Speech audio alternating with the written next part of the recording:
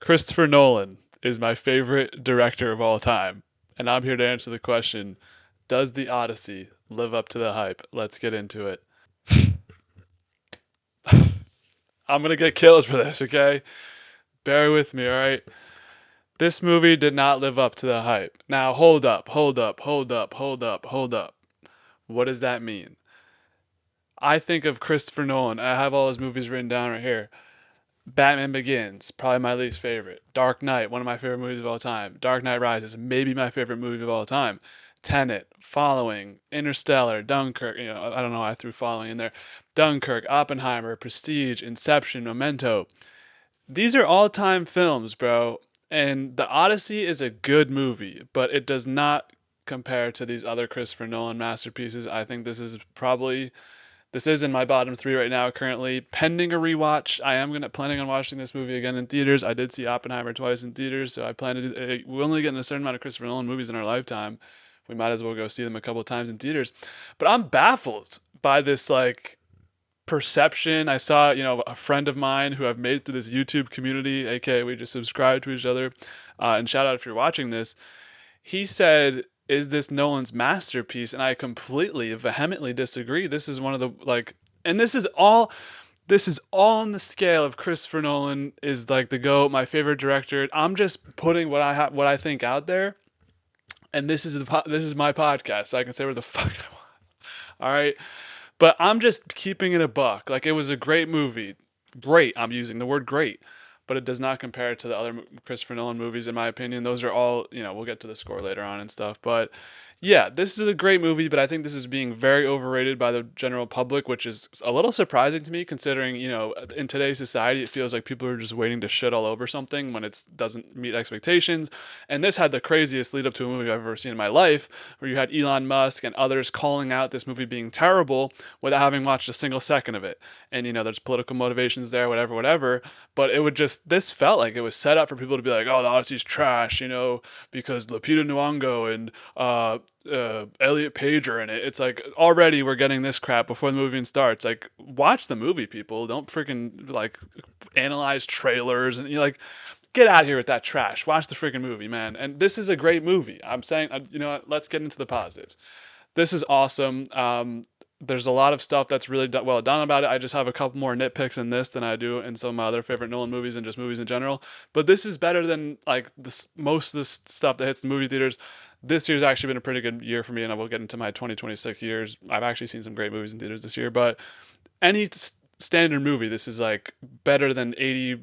Well, well, I can't really reveal without giving my score, but this is better than a lot of movies out there, and don't let people tell you otherwise. People who are trashing this are just doing it for attention. Like, you can't deny that this is a good movie at least. And I'm saying it's a great movie. I'm not saying it's all the time. I'm literally saying it's great. I'm just saying this hype train that we're on right now, let's slow the roll a little bit. I just wanted the viewers to keep that. I'm going to keep repeating myself. It's a very harsh scale we're judging. This is my favorite. Like, my Mount Rushmore is Nolan, Denny, um, Tarantino, and probably Scorsese. Like, that's a tough list to break. Nolan's my favorite. This is a tough scale we have to get into. But now, after all that BS is aside, I can get into my thoughts freely and to just talk about this movie because it was a great time. And, who can turn down a summer event? Everyone remembers Barbenheimer. Everyone remembers where they were for certain movies coming out. We have Doomsday later on in the year. Like, let's cherish the movies, guys. The movies almost freaking died. I remember going to Quiet Place 2 in 2022, and there was like two other people in the theater in South Carolina. I was like, this is dead. The movies are dead. COVID. Let's get back to the theater, and theater definitely boosted up. This is a very loud movie, very lot of great stuff to see in the theater. I think this will not hit the same on a rewatch in your personal TV. Just my opinion. So all that being said, let's get into the actual Odyssey story. Now, there's a lot of nitpicking going on. We've all read, well, some of us have read the Odyssey in high school. I read it in high school. Remember some of the details going on about it. This is like a modern take on the Odyssey, which I think is good. Like, we probably need more modern adjustments to a story that was told like freaking millions of years ago. Um, but the people who are like this is a movie, guys. It's not like a one for one tale, and there's already people in my friend group talking about, oh, the one 30 years ago is better. Okay, like whatever, say that. I'm not going to be one to sit here and be like, actually, when Odysseus walked into the hall, he said this and didn't say that. Like, it's a creative choice. It's a movie, it's the genre's, I think, a fantasy. So this isn't real, if you didn't copy the books for one, you don't hear these people talking about the town books versus the movie or Mystic River. I went on in my review about how Mystic River the book was better. You don't hear those people talking about those type of books, but whatever, whatever. So I'm not going to sit here and be like, in my Greek mythology lesson, I knew that this was better and this was done differently. I'm just going to analyze what we had on screen because I read Odyssey, I think it's 10 years ago at this point of when I read it in school. So I'm not going to be going into Greek mythology, whatever about that, and one for one on the story. I'm just going to talk about the freaking choices that were made in the actual movie and what we actually saw. So the casting. This was a big controversy, like I mentioned before. I don't really hate the casting as much as other people did. People were worried that Elliot Page was going to be Achilles, which he was not Achilles, and Lupita Nyong'o I thought looked beautiful as Helen of Troy. Like she didn't look bad, so I feel like there's a little bit of we. I'm not gonna get into too much of that, but the casting I thought was great, and there's some standout stars in this movie. Samantha Wharton, aka Alpha from The Walking Dead. I was like, how did she get into this movie? Because Nolan usually has his crew. I don't know who in his crew would like be a good fit for this type of role as Cersei, but Samantha Martin was a standout. Like I could see her getting a couple movies in the future. Walking Dead fame, Alpha. Shout out to that. The only people that I didn't really thought did a good job. I also saw an article today on X about like, like Tom Holland's performance was terrible. It was fine. Like he was fine, guys. And people are hating on Robert Pattinson. I didn't see much really going on with that. The two people I wish were recasted and didn't really give much were the person who was second in command on Odysseus' journey. I didn't I didn't care for him that much. Like it wasn't a bad performance, but it was like he just wasn't really giving much. He was kind of just there to move the plot along and be like the guy who's in Odysseus' crew, who, like answers to him, but also like speaks for the people. Didn't feel personally like that was a great performance out of him. I thought he was just kind of there in a movie of like big stars and a lot of stuff going on. And there's been industry plant allegations. I'm not going to get into that either, but Zendaya I thought did not do much for me in this movie. Um, I don't know if I really trust the acting of Zendaya. Like she's in Dune, but like is she great? It's hard to really analyze the performance of actors. I haven't been to acting school. I don't know shit. But it was like Zendaya really just didn't like she was a god in this movie, and she really didn't like jump off the screen or like really do anything exciting or like I feel like she was just kind of half there. And I was surprised. I was surprised that Nolan got Tom Holland, got Zendaya, freaking Travis Scott's in this movie, which I do want to talk about. And there's like people that you wouldn't expect to be in a Christopher Nolan movie, and like most of them held up. Like I thought Tom Holland did a great job. I thought he was cool and like a good. I thought he did a great job, but I guess I don't know acting, so whatever. But Zendaya and the second in command guy, I will say, those are the two people that I would question on casting. That and everything else was fine. Like I mentioned, this movie has stunning scenes across the board. This is one of the best like film shots ever. Like this is when, like I talked about in some other reviews, when we're in the year 2026, like you expect to see stunning shit on your screen, and this movie had that for sure. Just great scenes across the board. There's really strong, memorable scenes that happen over the 2 hours and 50 minutes. I love the Cyclops scene. I love the scene with the giant people. I love the ending. Shout out to the dog as well. Almost got me in my feels right there. You could tell this was a very high level production. Things were very thought out. There's no, in my favorite movie of Christopher Nolan's when Batman's swinging at nothing, but that's a big gaffe of his. But this was very high level. You could tell it's very like detailed, very like organized. Everything was great, like in terms of production level, set pieces. Like this is magnum opus. It's great. It's great. Not a true lull throughout the movie. Some of the parts I did think were a little bit slower, which I'll get into more in my thoughts and reactions. And I didn't love the choice to use modern dialogue. I know I mentioned that I didn't mind them using a modern version of the events, which is like fine of like an adaptation. But in terms of dialogue, I thought there were multiple like laugh out loud scenes of like how funny and stupid the dialogue sounded in terms of like they're in freaking prehistoric Greece and they're talking like the way of like people in like the 1900s, you know. So I didn't, and I don't need like big long words, but like I feel like we could have. There was a couple scenes where it was just literally laughable, which is surprising, you know. That's I didn't really love the choice to use modern dialogue, but once again, I'm just nitpicking. So I also didn't love the story. Nitpicking again. I didn't love the way the story was told. You know, it seems to be a trend in Christopher Nolan movies where he's kind of just all over the place storytelling, and it works for things like Memento. It's great. For Tenet, it's great. You know, for Inception, it's great. But the way this is told, I think this can just be a point A to point B story, or like concurrent storylines running at the same time, where it felt like we were jumping around a lot. And I need to rewatch this. You know, hand up. I had a big bowl of popcorn. I actually put in Hershey drops. I tried that for the first time. You know, didn't really add much to the popcorn, but they tasted good because they had like butter. I don't know. I don't know what the effect of that is. But I don't know if I put them in too late. Whatever.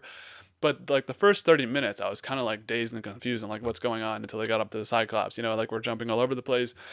I think if Nolan's going this way, where like you know he's telling the story of Oppenheimer now, he's telling the story of Odysseus. These are more like traditional, and even in I don't I feel like in Dunkirk the story didn't jump around that much. Like it was just multiple timelines. Like I feel, and I like Dunkirk.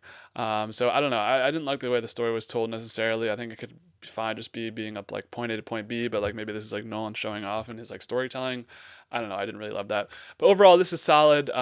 For me personally, like I mentioned, it's not near the top five of Christopher Nolan's, but that's a very, very, very, very, very high regard to make it up there. So like I'm saying, you know, it's a little bit probably sounds harsh in the ears when you guys are all coming out of theaters and saying this is the best movie ever. Want to hear someone gas it up.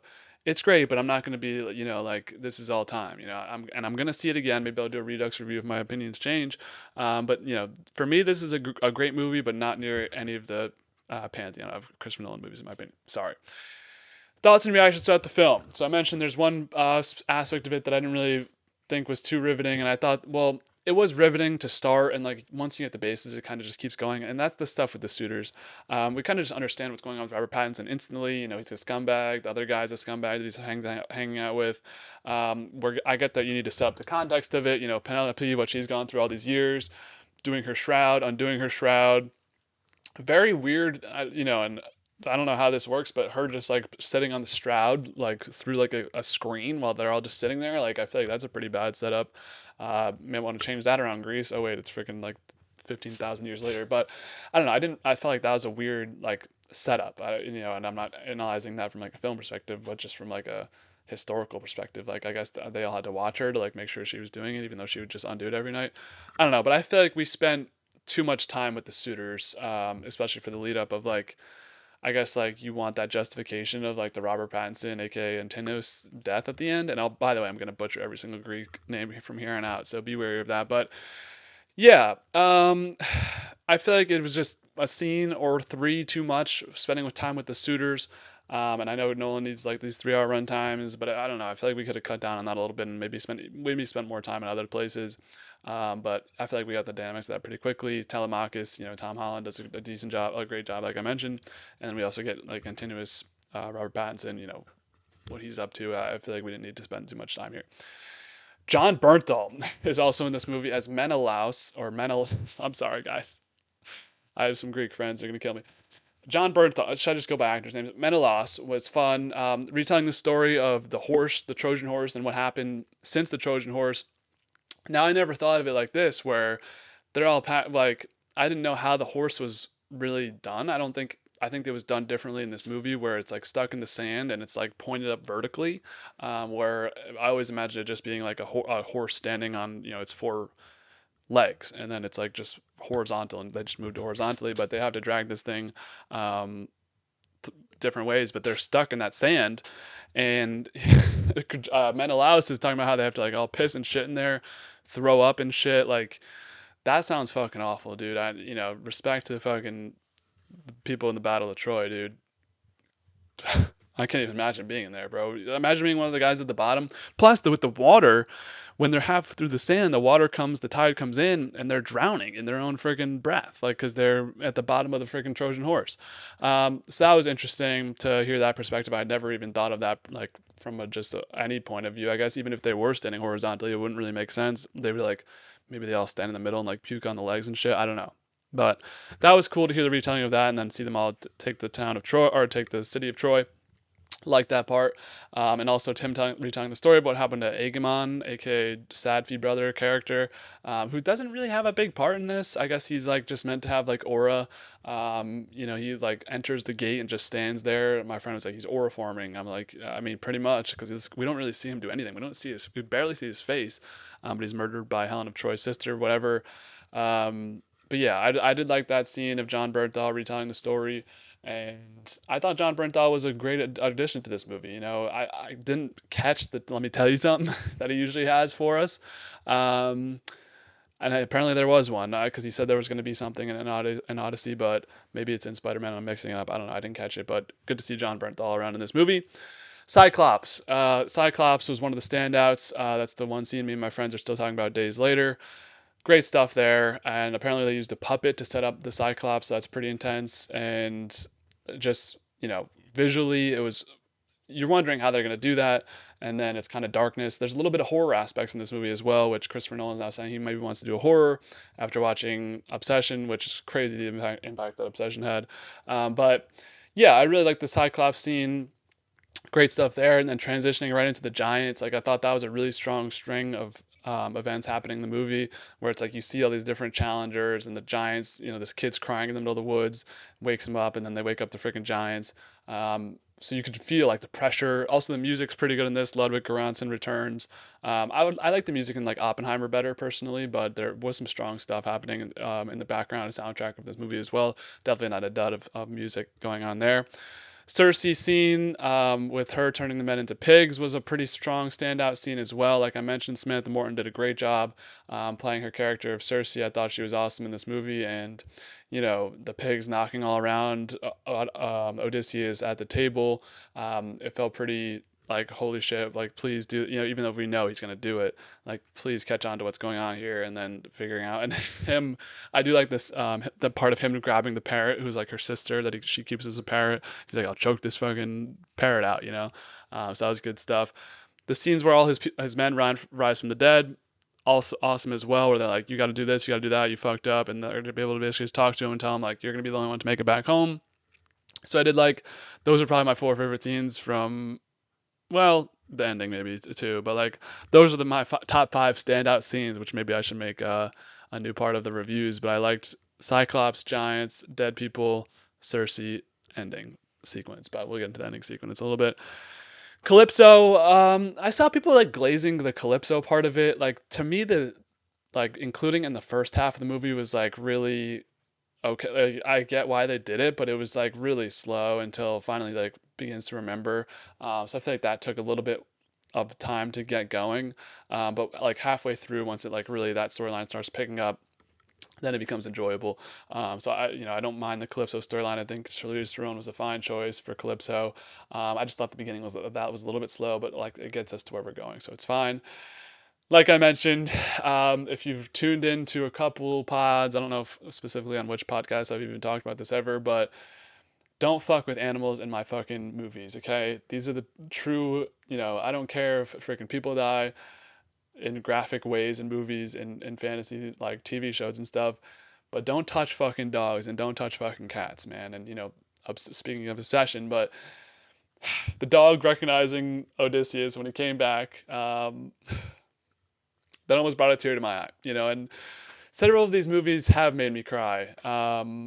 I think Dark Knight Rises, I've watched the ending to that like 70 million times and almost I cry watching that. Interstellar, that's a tearjerker. Harry Styles in Dunkirk when I'm getting goosebumps just thinking of this now. So good emotional pull right there for me at least. I thought that was like when the dog wags its tail, it's been fucking rotting. They threw it in the front of the castle. It's just rotting out there for days. But Odysseus comes back up to it, pets it, and he's like, and he doesn't see him, and that's how Telemachus catches on to him. But I love that scene of the dog recognizing him, after being shit on by freaking Robert Pattinson into his fuck you. Him as a beggar, I thought was an interesting aspect to it where I was like, why can't he just walk in? I think we were all kind of thinking that, at least even in the story when we read it as kids. But he walks in realizing, I think that's kind of why they were showing the suitors, like he can just walk in or they'd fuck him up. So he kind of like slow burns it.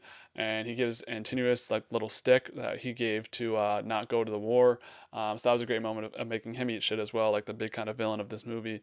So that was a good moment, strong moment at the end towards or towards the end as well.